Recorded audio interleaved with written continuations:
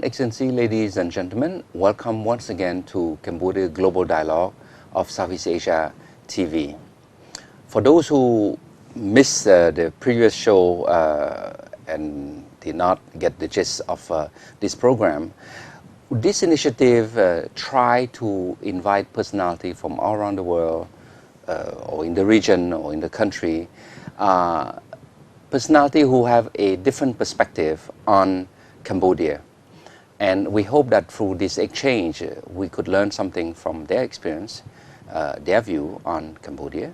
And we hope that from this frank exchange we can also use some of the lesson learned, some of the observation that could be put to use by the audience, whether they are in the government or in the private sector or in civil society, or they're just student, university student. Hopefully you can learn from this experience. And speaking of experience, today I have the pleasure to have someone who have a lot of experience on Cambodia. As a matter of fact, he is publishing a book called, in Khmer will be the Satsai Pravatasa, but in English it's called Dancing in the Shadow. But in fact it's Professor Honorable Benny Wydyono. Benny, welcome to the show. Thank you very much for inviting me. I'm greatly honored to be here and also happy to be back in Cambodia. Yes. Well, you know, Professor, now he's a professor, at the University of Connecticut, teaching on globalization, economics, yes. Globalization, right? Economics of globalization. Economics of globalization. But the interesting part is that, you know, the Honorable Benny Wydyono, during the UNTAC Day, was the governor of Siem Reap, the UNTAC governor of Siem Reap from 92 to 93. Yes. And then after that, he became the former United Nations Secretary General representative in Cambodia from 94 to 97. Yeah. So he has a lot of knowledge on Cambodia, and he happened to be in town for this week and to launch his book, Dancing in the Shadow. Like I say, in Khmer, it translates to be witnessing the history. So, Benny, I mean, you're now teaching at the University of Connecticut, but I'm pretty sure you reminisce quite a bit, you know, your days in Cambodia in different capacity. But before we will go on to the show, perhaps you can say something about your background a bit for the audience. Thank you, Excellency. Yeah, I'm coming from Indonesia, and I got my PhD in economics, and then I joined the United Nations after I got my PhD, and I worked for the United Nations all my working life. Yes. But I was stationed mostly in Bangkok, 14 years, and then 2 years in Santiago de Chile, and the rest in New York. And one day, Yasushi Akashi, the head of UNTAC, who is my friend, met me and said, "Do you want to come to Cambodia with me?" And I said, "Yes, sir, I was very interested." And he says, "You will be the governor of Siem Reap for UNTAC." And so I was very happy. And as you know, that was 1992, but we are now 2011, and I fell in love with Cambodia. You know, it's like my own country. And so every year I try always to find excuses to come back, including joining as advisor to a private sector and so on. And that's why I'm so happy to be back here in the country that I love like my own. Yes. When did you retire from the UN service? 97. So Cambodia was my final assignment, posting, because I became 62 there. Yes. And according to the UN, you have to retire actually at 60. Yes. And then you have all the time, you know, to think about your experience in Cambodia and to put into a book. And I'm also very happy that that you're going to launch the book, and the Samdech Daecho Prime Minister will also receive you you know, and I think this is great that Samdech Daeju Prime Minister and yourself could reminisce a bit the old days, how the peace making process took place, and but tell me a bit more. I mean, in those days, you know. Yes, Samdech Daeju Prime Minister, when I give him a copy of the English book, which was published 3 years ago, was very happy. He says, here is a UN man who is not biased, always against Cambodia. He is not biased at all. So he was very happy that I wrote this book. Now, as you said, after I retired, I had plenty of time. In fact, I wrote this book while I was a visiting scholar at the famous Cornell University in the United States. So I wore 3 pairs of lenses writing this book. Yes. One is as an observer on the ground, being in Cambodia 5 years. Yes. You know, first as UNTAC and secondly as the representative of the Secretary General. Yes. My second pair of glasses is being an official of the United Nations in New York. Yes. Both before my coming to Cambodia and after. Yes. And then my third pair of glasses is being a scholar at Cornell, which has the best library on Southeast Asia in the world, I was told. And so I combine at Cornell all the pictures that I found in the field and in my life in New York. Because I must say, I was disturbed at the way Cambodia was treated in those days. So, so I was, it's a very critical book about the involvement of big powers. Yes. Interesting, interesting. But, you know, we're now in 2011. You back to Cambodia every year. You see the economic development. You see the peace process being consolidated. You see a thriving private sector booming. As a matter of fact, you have been advising a private equity fund, Leopard Fund, in Cambodia. What is your impression? I mean, so many years after this peace process. It's amazing what has been happening on the grassroots level. You know, I can just give one example. Now I stay in the street there, Wat Langka, and every day little ladies were selling coffee. Yes. You know, on the street. Yeah. Now that may mean nothing for anybody who doesn't know, but 20 years ago that's impossible. People have no time, no money even for food, let alone to buy coffee. You know, from a lady like that. So that is, of course, the grassroots level. But on the street, you find the traffic jams, just equaling Bangkok.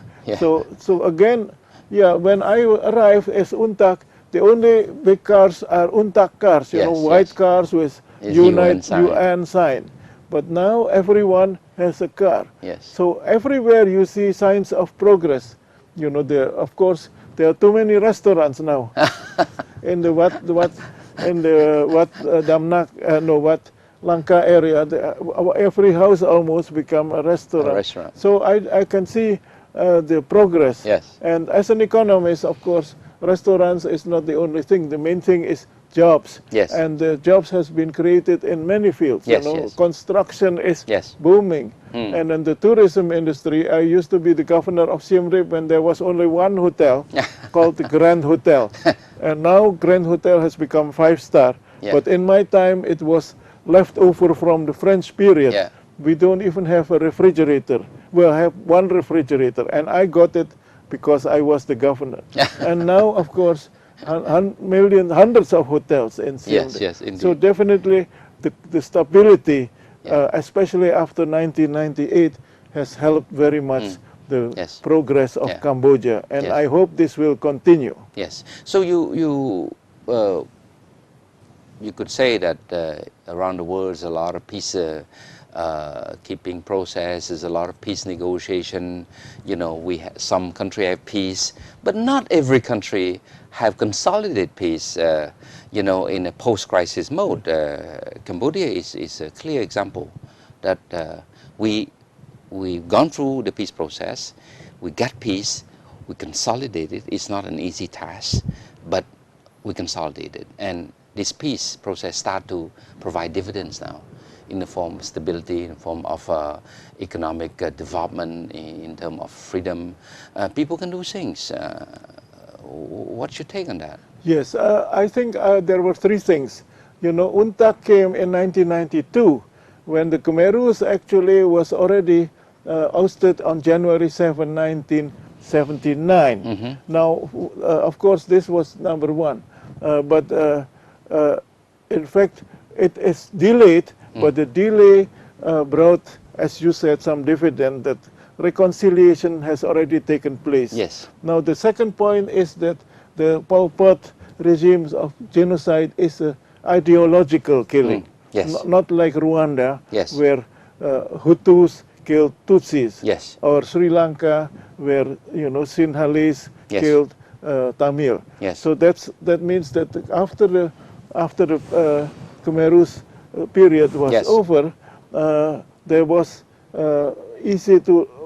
relatively easy for Cambodians to reconcile. Yes. And thirdly, of course, I think the leadership of Cambodia has been very strong and stable, Yes. and is development oriented. Yes. But I like to say a little thing about why in January 1979, when the Salvation Army of the Cambodians under Samdech Heng Samrin and Samdech Techo Hun Sen, together with the Vietnamese army, liberated Cambodia. And why was there no peace after that? The reason is in New York.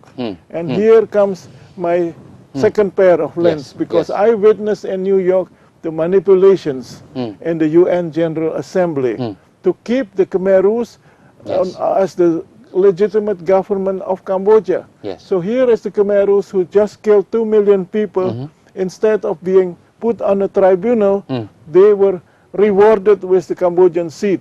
And who is behind this? I'm sorry to say the United States with China.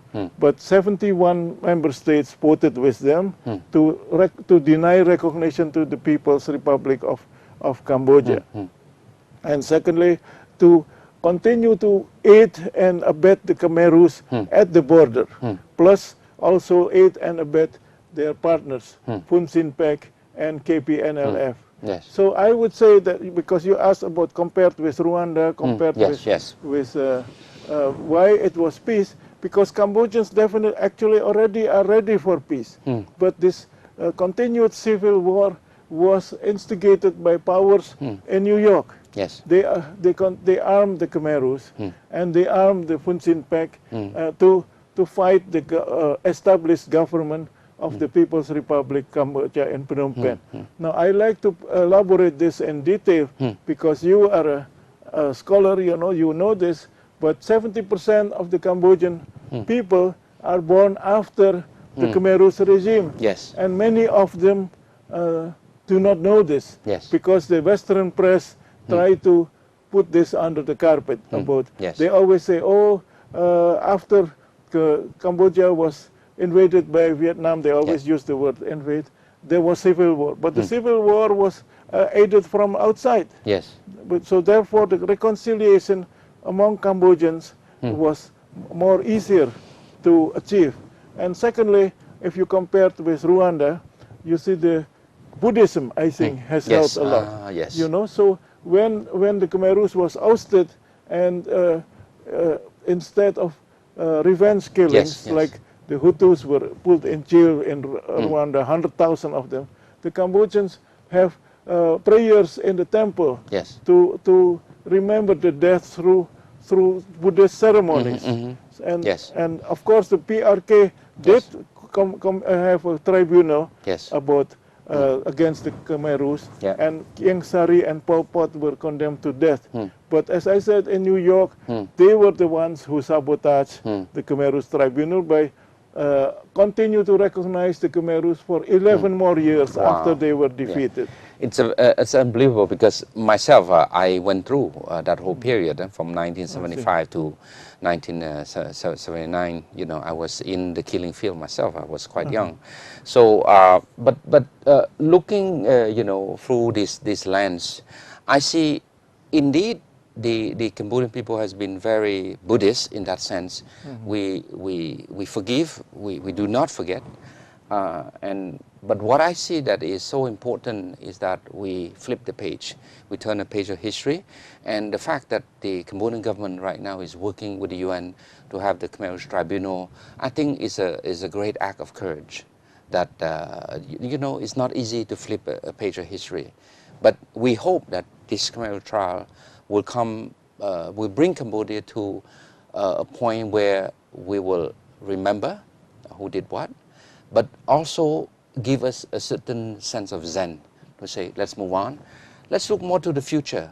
Let's look more, and I like the way you put the picture of these children, because it's more looking forward. We remember the past, but we have to look forward. What is in it for the generation to come? And this is where I am very comforted to see the political stability in this country, you know, the economic development in this country, and how we, like I say, how we can use this so hard-earned peace that the UN have invested billions of dollars into a success story. Yeah. Thank you very much. This is also my view, because as I said, in 1979 it was not the PRK who sabotaged the Khmer Rouge Tribunal, far from it, because they just defeated the tribunal. But the fact that there was no tribunal there is because the Khmer Rouge in New York was put on the seat of Cambodia. I was stationed there, and Ambassador Thioun Prasit of the Khmer Rouge come to all the cocktail parties every day and tell how bad is Hun Sen, you know, you should not recognize him. So now the people say that the government is sabotaging the Khmer Rouge trial. That's all nonsense. Yeah. It's they who sabotage the Khmer Rouge Tribunal. And I agree with you that let us move forward. Yes. You know, the 70% of the youth, as I said, was born. They are interested in jobs. They are interested in education. And they are interested to develop the country just like their neighbors. They want to be as wealthy as Thailand or as wealthy as Singapore. Yes. And they are not, of course, it's good to have this tribunal, you know, but that is actually a very good only a show, but we cannot go on with this tribunal forever. Forever. Yeah. You know, the case number 2, we have the Western powers are even reluctant to give money, but they keep on pushing, you know. Yes, you must continue and continue. Where all this money for this tribunal? Yes. When the reconciliation has been achieved, as I said, through Buddhism, because the fact that Cambodians are basically gentle people, and it's done already. So to have this, you know, there, it will not achieve retribution at the local level, because Buddhism teaches reconciliation without retribution, without punishment. Yeah, no, I agree with you. You know, we move on with our life. Like I say, we do remember. I mean, for those who went through the period, we try to tell our children, you know, those who were born after the Khmer Rouge period, you know, what is it, you know, and so that they remember history. And I think, you know, I really appreciate the you know, forward also by Excellency Keo Kanyaret, the Minister of Information, where he did say that he hoped, in his final sentence, he said that he hoped that this book will enable Cambodian, particularly those who were born after, you know, to read this and to understand history, you know, through its facts. And from somebody who has gone through, like you say, you have won many different lenses to analyze. This is a great contribution for Cambodia. It's a great contribution for our society. More to look forward, you know, to find peace through this national reconciliation, this Buddhism forgiveness, and this sense of future, you know. Look for the future, leave the day, but remember the past. Yes. Thank you. Yeah. So, please. Yes. Yeah, I'm very happy that Excellency Keo Kanyaret says that, because I translated in particular my book in Cambodia. It is a bestseller internationally, but in English, not everyone wants to read 360 pages in English. Even myself, I have trouble. So that's why I'm very appreciative to the Center for Khmer Studies, Yeah. which is an NGO devoted to helping education in Cambodia, that they financed and did the translation of my book for the education of the youth in Cambodia. So I hope that the young people will buy this book. We are putting it at a very low price, and That's very good. $6.50. I don't get any single penny from Yes. this book. Yes. I do it only for the Cambodian people because, as you said, Excellency, I continue to come back in Cambodia, and now people actually want to move forward, but they also, the youth, they want to know what happened in the past, and they want to know the truth, because many books give a slanted version. As I said, the American press, sometimes they try to hide that America continue to recognize the Khmerus, because it's a shameful act, you know. Yes, yes. Now, of course, and this TV also deals with education. Yes. So today's forum, I just hope that the youth will buy this book, you know. Oh, and I'm pretty sure they will. And the fact that it's in Khmer, you know, a lot of Cambodians will be in position to read. But foremost, I think it's coming from you, particularly who have gone through hands-on the period of the formation of this peace process, and then you witness hands-on also the difficult period of reconciliation, you know, and then, you know, from then on, you know, you look back 15, 20 years later from the economic perspective to say, peace has been consolidated. The government is very stabilized. You know, the sense of security, of safety, you know, is there. In fact, you know, I remember when I first joined the Ministry of Commerce in 1999, I would make some trip with some investor to the countryside, sort of thing, and then people would ask me, well, you know, how long has Cambodia have obtained full peace, right? I say, well, you look at if you drive along the highway, you look at the height of the mango trees plantation or something, right? And they say, oh, well, why have to look at the mango trees?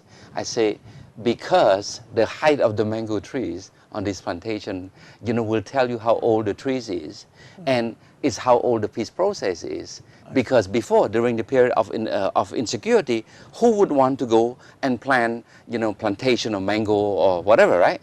So you see, in the Cambodia case, it's quite unique, you know, where everything is so interlinked, right? And then we see at one point, my God, life is back to normal, but how many people would actually remember that 15 years ago, life was not normal in Cambodia? You know, blackout, you know, in terms of electricity, you know, and then you have difficulty to survive. And now you have difficulty to struggle through the traffic. Yes. You see, and you are coming back to Cambodia every year, and you continue to see more, you know, all this traffic, which unfortunately is a price to pay for rapid economic development. But you know, I want to give you the last word on what you think on moving forward. Yes. Yes. Thank you very much. You mentioned that the peace process was very difficult because, as I said, the big powers wrongly recognized the Khmerus. And even the Paris agreements on which UNTAC worked, we were working under constraint because the Khmerus was treated as one of the legitimate partners. So my last word would be that the Cambodians are a great people, and they don't really need all this foreign interference, you know. Foreign investment is good, foreign aid, but all this foreign interference with the Khmerus tribunal and so on will just interfere with, let the Cambodians decide for themselves. They are mature people. They don't need foreigners to decide on whether to recognize the Khmerus, put the Khmerus on trial forever, and so on. This is my... Well, Professor Benny Wydyono, Honorable Wydyono, I'm glad that we have this exchange, and we've known each other for almost 2 decades now. During that time I was with the UNDP, so I was still somehow, you know, working for you at that time indirectly. But I'm glad that we come to term with our past. I'm glad we come to term with history. And it's important to, get history through the right lens, because history can be distorted. Yes. And you have brought the right lens to history. And I look forward to have more the discussion next year when you come back to Cambodia, perhaps on something more lighter, maybe in the sense of foreign direct investment, economic globalization, something like this. But for this show, I am happy that you finished the book, that you're launching the book, and then you have the honor to be welcomed once again by Samdech Dekcho, Prime Minister, as a gesture of a friendship that he extends to you for your service to help Cambodia peace process and peace reconciliation. So I think you'll be witnessing another phase of Cambodia history in the making, which is peace consolidation and moving forward toward a more prosperous Cambodia. So, Excellency, ladies and gentlemen, I think fortunately we're coming to the end of the show. But I really appreciate, you watching our show, and I hope you will make some effort to reach out to this book. It's in Khmer, and it's also in English, right?